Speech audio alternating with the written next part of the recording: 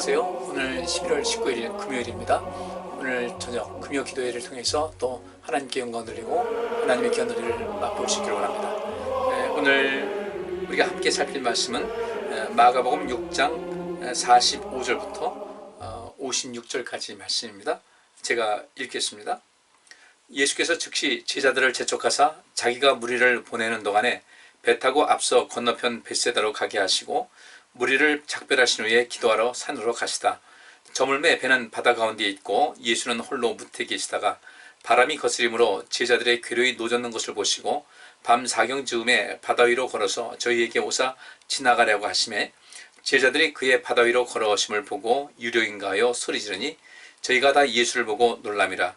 이에 예수께서 곧 더불어 말씀하여 가라사대 안심하라 내니 두려워 말라 하시고 배에 올라 저희에게 가시니 바람이 그치는지라. 제자들이 마음에 심히 놀라니 이는 저희가 그 떡 떼시던 일을 깨닫지 못하고 도리어 그 마음이 둔하여 졌음이로라.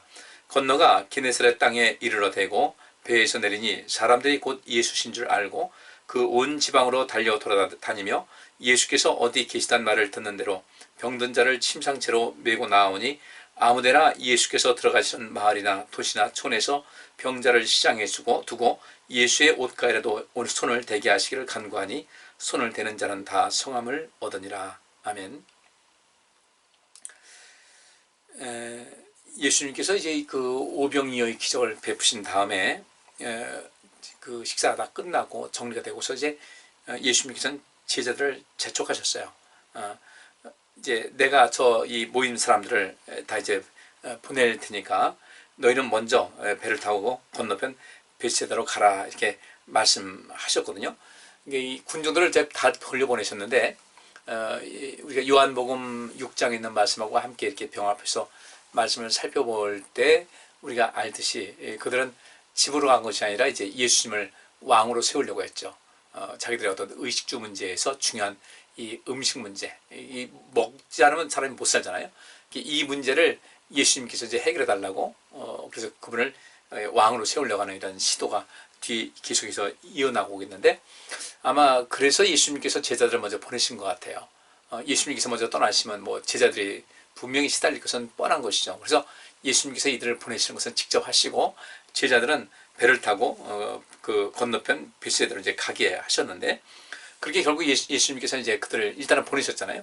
나중에 그들이 또 밤새도록 예수님을 찾고 뭐 이렇게 했지만은 그들을 이제 다 보내신 다음에 기도하러 산으로 올라가셨습니다. 이제 시간이 지나서 저물을 걷고 배는 바다 가운데 있는데 예수님은 홀로 이제 그 무태에 계셨어요. 땅에 계셨어요. 배를 타고 먼저 보냈으니까 아직 예수님께서는 그 바다로 들어가지 않으셨단 말이죠. 배 타지도 않으시고. 그런데 48절 보니까 그때 이제 바람이 아주 상당히 거센 바람이 불었어요. 바람이 거스렸다. 이게 갑작스런 그런 그 역풍으로 제자들이 배적게 아주 몹시 시달린 거예요. 그 당시 뭐 지금 동력선이 아니니까 노를 저어가지고 가는데 바람이 거슬렸다. 이 거슬렸다는 것은 역풍이 불었단 말이죠. 거슬려서 그 반대 방향에서 나가는 방향으로 하는데 거슬려서 막 바람이 부는 거예요. 지금 우리 지구는 그 지구가 자전하기 때문에 편서풍이 불지 않습니까?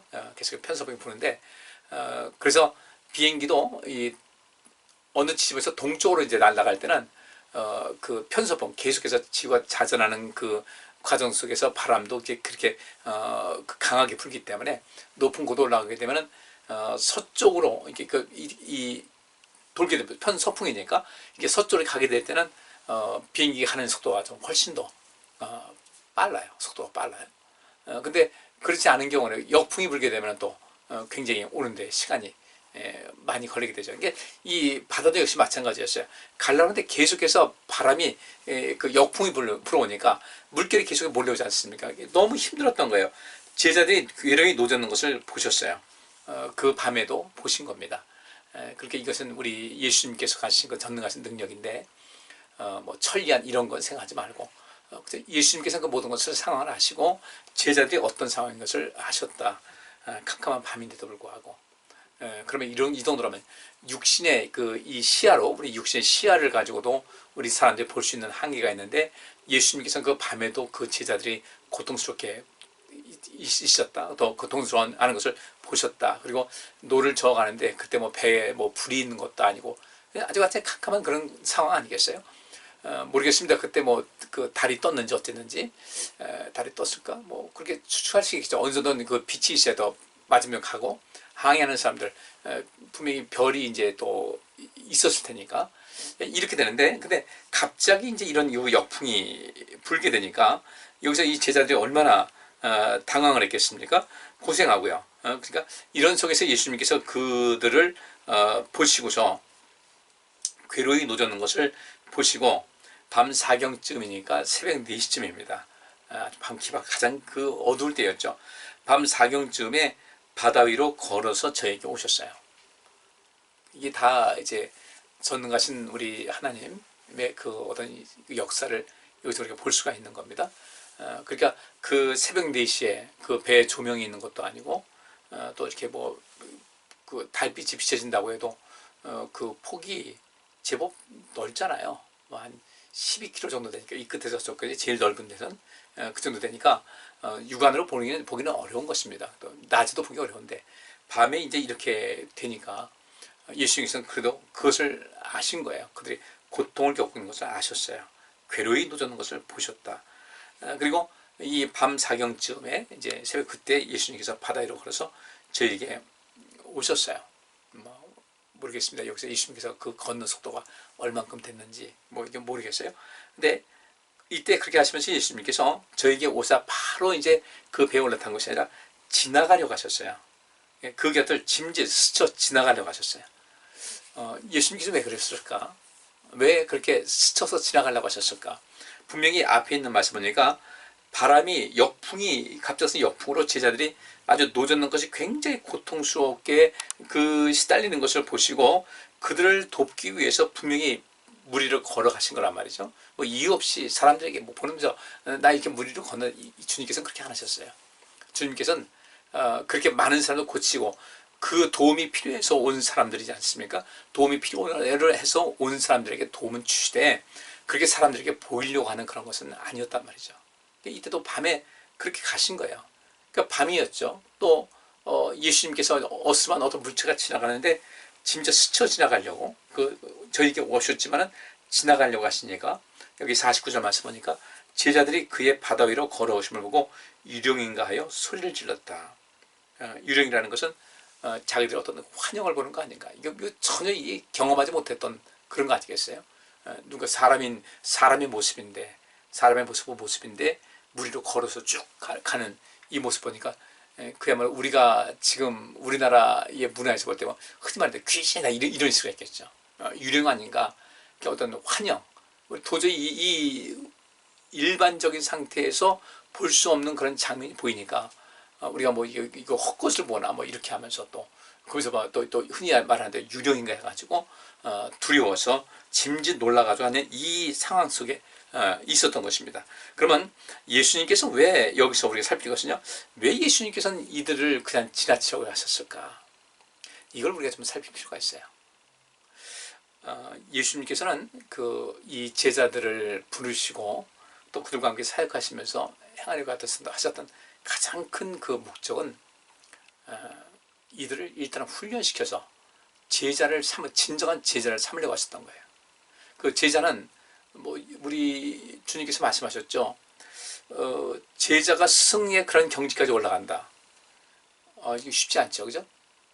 또 그렇다고 해서 우리 제자가 완벽하게 이 인간관계에서는 완벽하게 그 스승을 따라잡을 수도 있겠지만은 우리 예수님은 우리 선생님이시잖아요. 근데 우리는 그분을 따라잡을 수가 없어요. 그럼에도 불구하고 주님께서는 부족한 우리에게 능력을 입혀주시고 또 우리에게 성령을 보내주셨잖아요. 성령이 임하시면 너희가 권능을 받고 능력을 받고 왔는데 이 능력이라는 것은 초자연적인 능력이거든요. 일반적으로 사람이 조금 많이 훈련되고 또 이렇게 많은 것을 알고 또 경험을 해서 다른 사람보다 좀 특별히 능력이 많다는 그런 것이 아니라 이 인간적인 그런 그 모든 사고와 이 경험을 초월하는 이 초자연적인 그런 능력을 성령이 임했을 때 우리에게 받을 수가 있는 것이거든요. 그러니까 예수님께서 그러한 그 능력을 계속해서 제자들에게 보여주신 거예요. 제자들에게 보여주시면서 너희도 이것을 할 수 있다는 것이죠. 너희도 이런 것을 할 수가 있다. 여러분 잘 아시다시피 뭐 다른 성경이 이제 그 병행 구절 보면은 주님이 나라고 하니까 저도 좀 걷게 해주십시오. 잠깐 걷다가 그냥 갑자기 물에 빠지잖아요. 그 두려워하는 그 의심하는 것 때문에. 그러니까 우리도 그것을 할 수가 있다는 것입니다. 어떻게 할 수 있는 것인가? 그건 우리 하나님께서 하시는 역사예요. 하나님께서 그렇게 모든 것을 행하게 하시면 가능한 겁니다. 우리 인간의 힘으로는 안 되는 거죠. 어떻게 사람이 무리를 걸을 수가 있어요? 근데 하나님의 능력으로는 이것이 가능하다는 거예요. 자, 그런 속에서 이 예수님께서 이렇게 그들을 스쳐 지나가려고 하신 그 이유는 과연 무엇일까?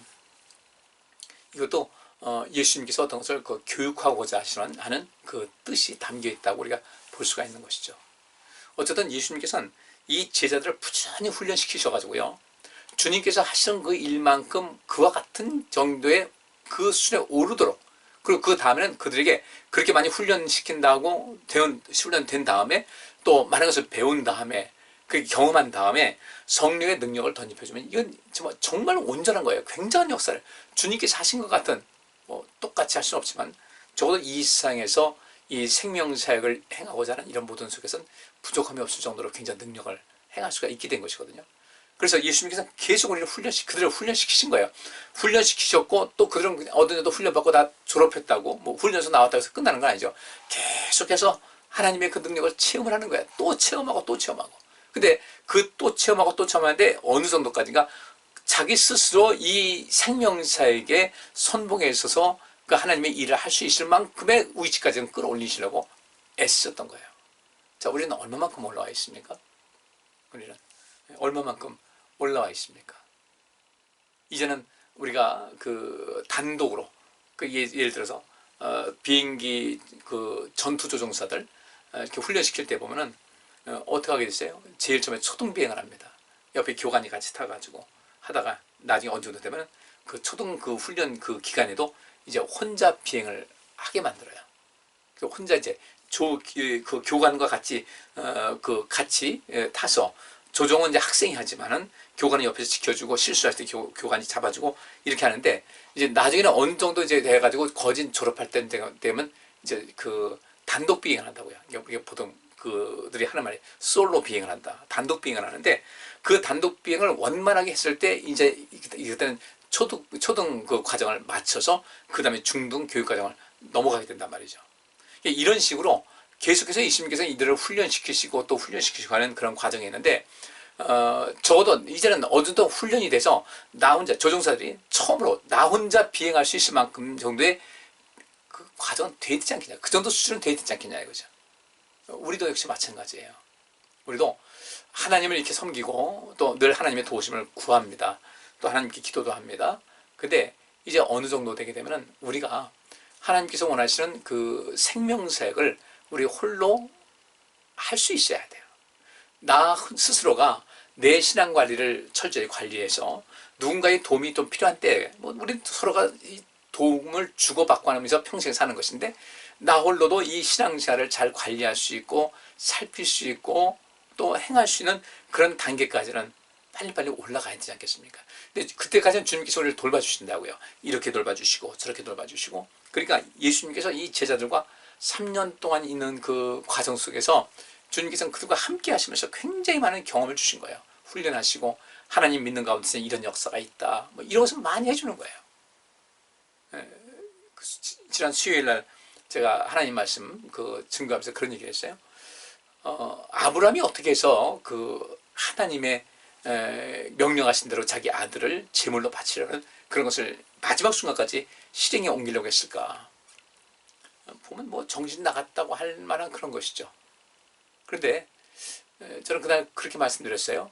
아브라함은 분명히 남들이 경험하지 못했던 하나님의 어떤 능력을 경험했을 것이다. 바울이 예수님 만났죠. 예수님 만나고 또 낙원에까지도 이끌려 갔었어요. 삼층천이라고 하는 그곳. 그래서 말할 수 없는 것을, 말로 표현할 수 없는 숱한 것을 들었다고 그랬어요. 들었다는 것은 대화가 이루어졌다는 것이죠. 주님과 대화가 이루어졌고 또 그렇게 많은 대화가 있는 건데 본 것은 아무것도 없을 것 같아요. 엄청나게 봤겠죠. 굉장한 것을 본 거예요.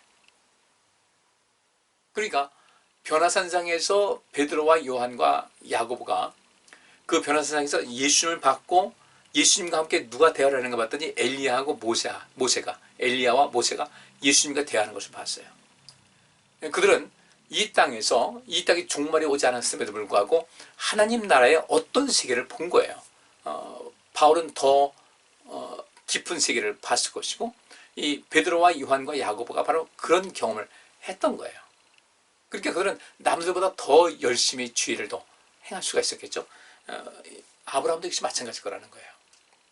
아브라함도 히브리서에 있는 말씀 보면은 아브라함은 어떻게 그 아들을 바칠 생각을 했을까, 어떻게 결정했을까를 봤을 때 이때 그 모든 상황이 어떠했습니까? 그것은 히브리서 보면 그랬어요. 이렇게 내가 아들을 그 제물로 바친다고 할지라도 그 상황 속에서 하나님께서 죽은 자를 산자의 지경을 올릴 수 있을 것이다. 다시 살릴 수 있다는 그런 믿음을 가졌다는 것이죠. 그러면 그런 속에서 아브라함이 경험한 그 하나님은 어떤 분이었을까? 성경에 나와 있지 않아요. 성경에 나와 있지 않지만 아브라함은 분명히 특이한 경험을 했을 것이라는 거죠. 특이한 경험을 했기 때문에 우리가 볼 때는 저런 일을 어떻게 행할까? 하나님께서 나에게 이렇게 이런 것을 우리에게 명하시면 어떻게 하지? 그런 수준이 아니라 어떻게 해요?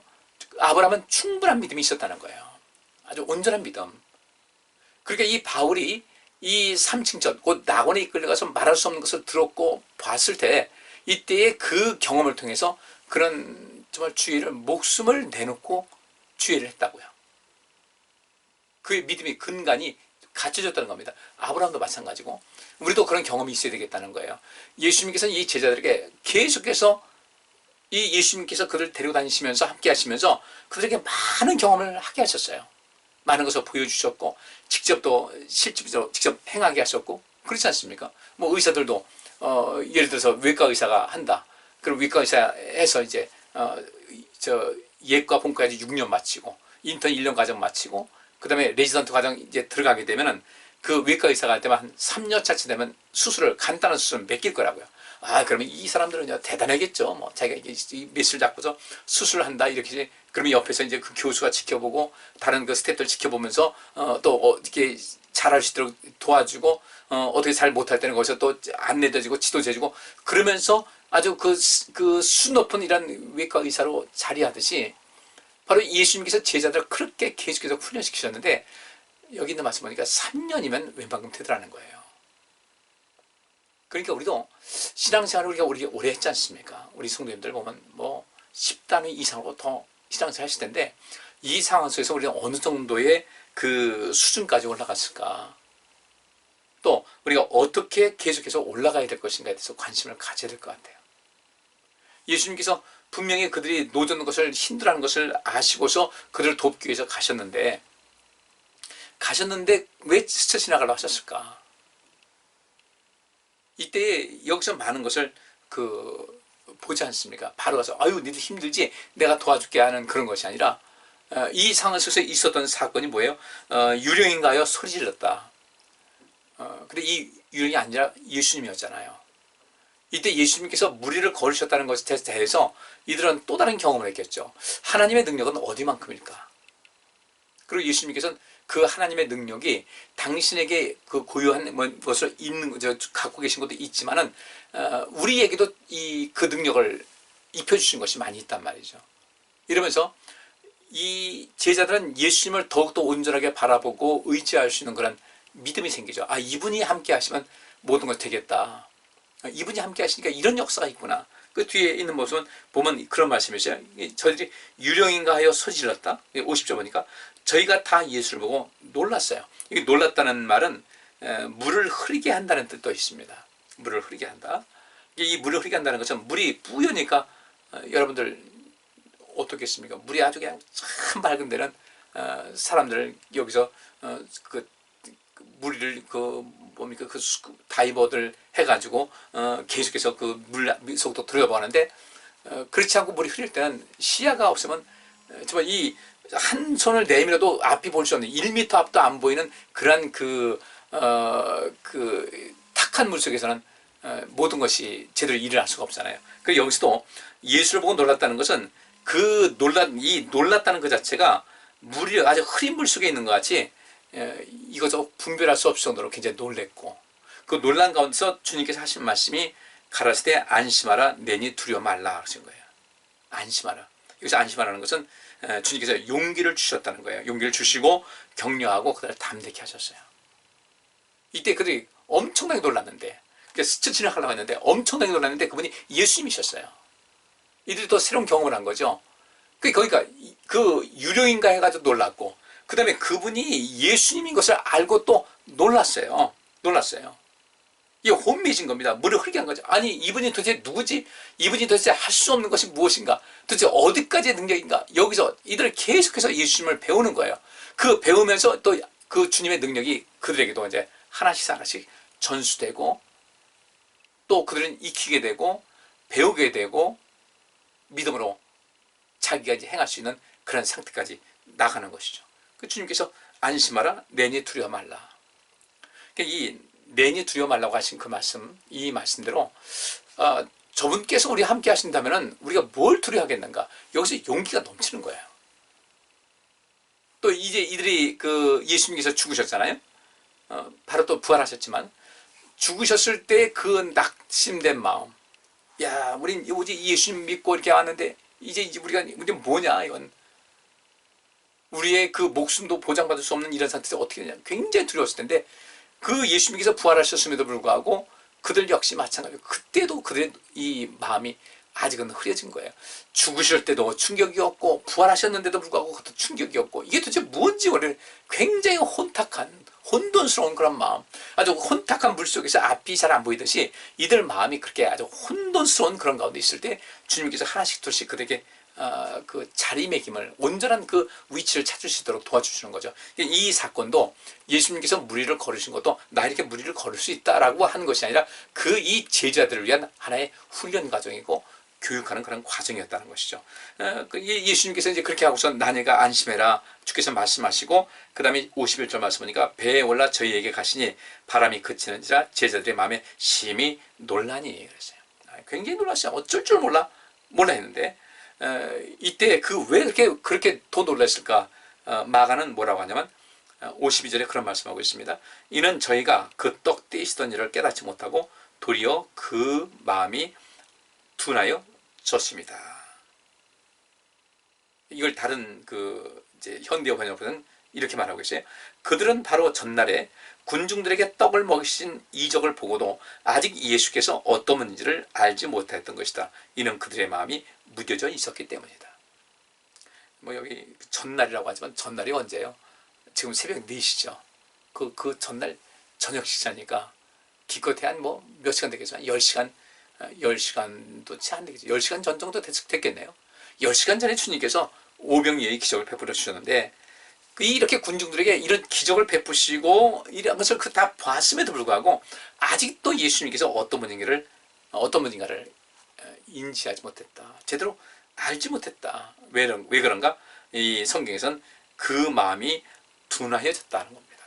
아직까지도 그 마음이, 이 씨가 뿌려졌을 때 그 씨가 제대로 그 자리하려면 어떻게 돼요? 밭을 갈고 부드러운 땅이 돼야 되잖아요. 그래야 그 씨가 그 자리를 잡고 뿌리를 내리시지 않겠습니까? 근데 이들이 마음이 둔해졌다는 것은 그 의미가 돌 같은 상태다 이거죠. 단단해졌어요. 굳어지고 돌 같아지고, 그다음에 둔해진 상태, 둔한 상태, 무감각한 상태, 어두운 상태라. 예수님께서 이렇게 이 초기 사역을 하시는 가운데 제자를 부르신 지가 그렇게 오래되지는 않았겠지만 여전히 그들의 마음이 둔해진 상태였어요. 이게 환해져야 되는데, 밝아져야 되는데, 그리고 여기 있는 대로 돌같이 되지 말고 부드러운 마음이 돼야 되는데, 우리 마음밭이 부드러워져야 돼요. 제가 어제 제가 좀 병원을 가서 심장 검사를 했어요. 좀 컨디션이 좋지 않고 상태가 안 좋아서 했더니 그 의사 선생님이 그 연세대학교 종신 교수로 보장받았는데, 그분이 그 얘기를 하더라고요. 내가 이 병원을 개원한 이유가 뭔지 아십니까? 나는 종신 교수, 그러니까 테뉴어 교수로서 그 정년이 보장된 이런 상태였는데, 환자들 돌보고 이렇게 막 하다 보니까 식사 시간 제대로 못 지키지, 또 응급 환자가 오게 되면 뭐 새벽에도 밤 시간 가리지 않고 튀어나와가지고 그 사람들, 그 심장 멎어가는 사람들, 이걸 급하게 아주 시술을 해가지고 또 이게 스텐스 해가지고 혈관 확장시켜가지고 그 가운데 또 이렇게 살아나지 못하는 사람들이 있고 또 살아나는 사람들이 있고 하니까, 그래서 이 생활이 이게 엉망진창이 돼가지고 이러다가 내 문제가 되겠다. 이게 다 나도 먼저 내가 살아야지 남들도 고치고 하는 것인데 이것이 문제가 되겠다는 생각이 들더라는 거예요. 그래서 많이 고민을 했대요. 근데 결정적으로 이제 그 교수직을 두고서 이제 개원하게 된 이유가 뭔가 봤더니, 어떤 한 해 그만두기 좀 얼마 놔두기 그 직전에 같은 학회에 있는 분들이겠죠. 그 심장내과 전문이고 교수들인데 3명이 돌연사를 했다는 거예요. 의사인데. 한 분은 50대 초반인데 그 같은 교수들끼리 산에 갔는데 산에 가서 갑자기 그냥 이게 심장이 멈춰가지고 거기서 의사들 모였고 하니까 계속해서 응급처치를 했는데, 거기서 더 이상 어떤 아무런 기구도 없으니까 계속 심폐소생술밖에 할 것이 없다 보니까 결국 그 다음에 조치가 안 돼가지고 그냥 놓쳐버린 거예요. 그래서 안 되겠다 싶어가지고 이제 하면서 의사들을 좀 돌봐야 되겠다. 그래서 자기가 주로 돌보는 환자들 보면 그 의사들, 한의사들, 의사들, 그분들이 좀 많다고 그러더라고요. 저는 이제 여기 또 우리 의사 선생님들을 소개해줘서 거기 가서요 이제 그 진료를 받았는데, 저보고 하는 얘기가 심장이 상당히 과민한 상태다. 그러니까 예민해져 있는 상태라서 어떤 그 자극이 뭐 한 5 정도는 돼야 그 심장이 그 정도 이렇게 그 긴장을 해가지고 뛰는데, 한 3 정도만 돼도 심장이 그렇게 예민하게 반응을 하고 있으니까 이걸 좀 가라앉혀야 됩니다. 근데 뭐 방법이 없어요. 음식은 뭐 조심해라, 뭐 잠은 충분히 자라, 뭐 이런 저런 얘기를 해주는데, 제가 그 생각을 했어요. 때로는 둔해지는 것도 좋긴 좋은데 둔해지지 말아야 되는 데는 둔해지고 예민하지 말아야 할 때는 예민해지는 이런 이 모든 것이요. 저도 이제 예민한 것이 하나의 장점은 장점이에요. 그래서 이건 제 자랑이 아니라 제가 특성받을 때 남들이 보지 못하고 남들이 듣지 못하는 것을 전 잘 듣고 잘 봐요. 이게 훈련돼서 그런 건지 은사인지 하나님께 주신 은사인지 뭐 2가지 다인 것 같은데, 그러다 보니까 이 상담을 할 때에 이렇게 보면 저는 그 상담할 때 내담자들하고 이야기하면서 그분들이 한 이야기 하나하나라 어떤 단어 하나를 놓치지 않거든요. 거기서 단서를 포착해서 그걸 가지고 대화를 나누고 또 그에게 도움을 주고 딱 그 대화를 나누고 이렇게 하는데, 그것이 너무 예민하게 되니까 신체까지도 예민해지는 거예요. 그래서 이건 지나치게 예민한 것은 좀 둔해지게 만들고 둔한 것은 예민해지게 해야 되는데, 인생 그렇게 거꾸로 사는 사람들이 더 많다는 거죠. 예민해질 때 예민해야 될 때 예민하지 못하고 둔해야 될 때 둔하지 못하는 이런 것. 결국은 이 무감각해지는 상태가 굉장히 위험한 거예요. 우리 몸도 마찬가지죠. 우리 뇌에 그 서로 정보를 신경계통을 통해서 정보가 왔다 갔다 하는데 그 속도가 시속 한 450km 정도 된다고 해요. 그 신경 전달하는 이 체계가. 그러면 우리 몸이 저 키가 170cm인데 신경 답을 많이 있다고 하더라도 시속 450km면 얼마나 빨리 되겠습니까? 그러니까 눈에 뭐가 들어올 때 얼른 눈이 탁 닫히는 게 그래서 이렇게 다 되는 거예요. 하여튼 그 하나님께서 우리 사람들 기가 막히게 만들어 주셨는데, 이제 이 문제는 그 가운데서도 이제 그 어느 정도는 둔해져야 되는데 이게 이제 지나치게 예민하게 되면 이것도 몸에 병이 되는 거예요. 예를 들어서 이 루푸스 같은 이런 질병도 마찬가지입니다. 우리 몸의 면역체계거든요. 면역체계가 너무 예민해가지고 왔을 때 이 정도는 그냥 넘어가야 된다라고 해야 되는데 이 몸에서 너무 과민하게 반응을 해가지고 그 면역체계가 자기 몸을 공격을 하는 거예요. 근데 이것은 좀 둔하게 해야 되죠. 예를 들어서 장기 이식을 했다. 장기 이식을 하니까 이 몸이 어떻게 돼요? 딴 장기가 들어왔어요. 이 몸에 이물질이 들어왔다고 몸은 인식을 하는 거예요. 이물질이 들어왔으니까 어떻게 하겠습니까? 이건 막아야 돼. 이 이물질이 나를 괴롭히는 거야. 이 면역체계는 그 어떤 지능이 없으니까, 지능이 없고 어떤 역할만 하는 것이니까. 근데 우리는 이 몸한테 해가지고 면역체계한테 아니야, 이거 이 몸이 신장이 안 좋아가지고 다른 사람이 신장이 이식했으니까 여기 공격하지 마 한다고 말을 듣는 것도 아니잖아요. 근데 이 몸은 일단 그렇게 반응한단 말이죠. 그래서 여기 적이 들어왔다, 이거 물리치자 해가지고 계속해서 이제까지 코드가 맞았는데 이 코드가 다른 어떤 신체 장기가 들어오게 되면 그걸 계속 공격하니까 이제 그 다음부터는 어떻게 되냐면 거기에 대해서 이제 면역력을 좀 약화시켜서 공격하지 못하도록 하는데, 거기서 또 얻어지는 것은 뭐냐면 전체적인 면역력이 이제 떨어지게 되는 거죠. 이런 여러 가지 부작용이 있어요. 근데 일단은 우리가 좀 오늘 기억할 것은 예민해질 것은 예민하자는 거예요.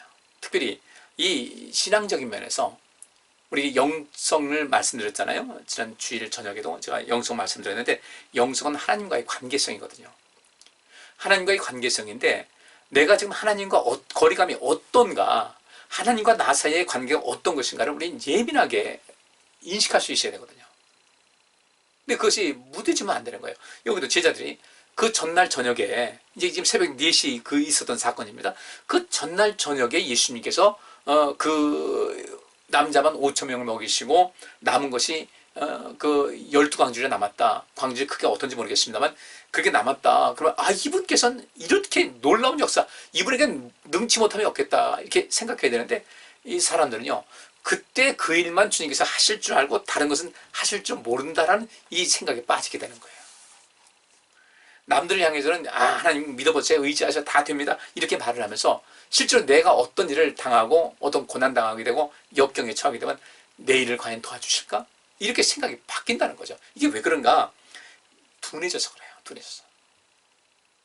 우리는 절대로 우리 마음이 하나님과의 관계에서, 우리 믿음의 삶 속에서 우리의 믿음의 텃밭이 돌같이 되면 안 돼요.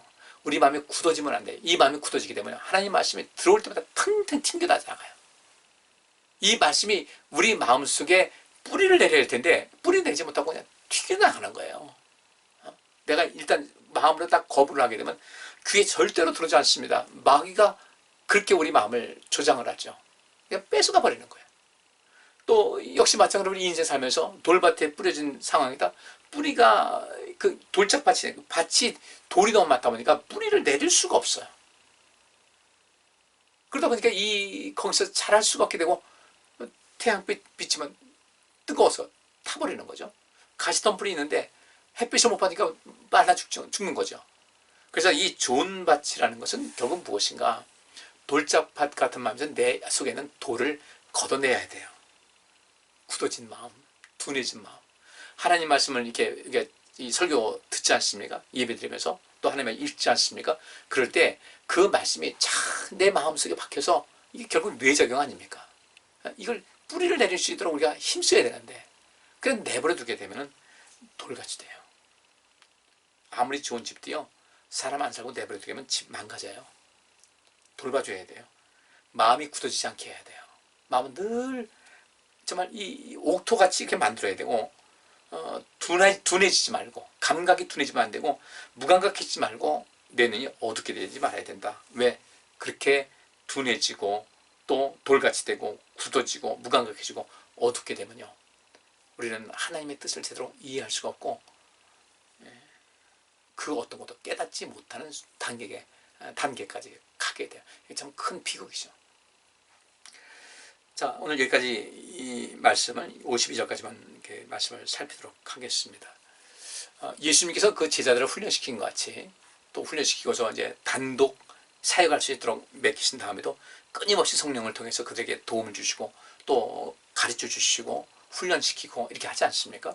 우리도 이제는 적어도 이 신앙생활 속에서 저도 나 하나를 지키고 또 어느 정도 생명사를 감당하는 이 면에서 이 신앙의 단독 비행은 좀 할 정도가 되지 않겠나.